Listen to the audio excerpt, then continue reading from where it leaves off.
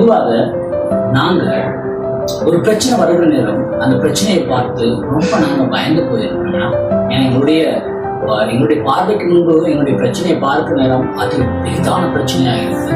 ஆனா உங்களுக்கு தெரியுமா, கோலியாத்த தாவீது வீழ்த்தினது எப்படின்னு சொல்லி.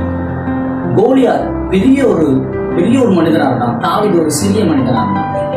ஆனா அந்த கோலியாத்துக்கும் தாவீதுக்கும் இடையில தாவீது என்ன செஞ்சான், தன்னுடைய கடவுளை நடுவில் கொண்டு வந்தான். கோலியாத்த தாவீது பார்த்தது அவனுடைய பார்வையில் இல்லை, தேவனுடைய பார்வையில். தேவனுடைய பார்வையில பார்க்க நேரம் தாவீதை விட தேவன் பெரிதாக இருந்தார்.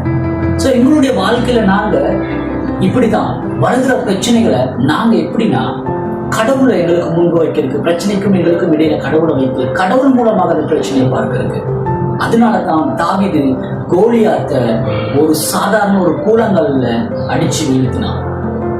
நம்ம எங்களுக்கு முன்பாக இருக்கிற பிரச்சனையை நம்ம வீழ்த்துறதுக்கு எங்களுக்கு நிறைய கூழாங்கல் இருக்கு, ஆனா நாங்க அடிக்க முடியாம இருக்கோம். காரணம் என்னன்னா, நம்மளுக்கும் பிரச்சனைக்கும் இடையில யாருமே இல்லை. தேவனை கொண்டு வாங்க, உங்களை படைச்சு உங்களுக்காக உயிர் கொடுத்த இயேசு கிறிஸ்துவை கொண்டு வாங்க.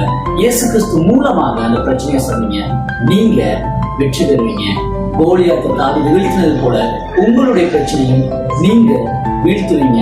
எப்படின்னா தேவனுடாக அந்த பிரச்சனையை சொன்னீங்க. நன்றி.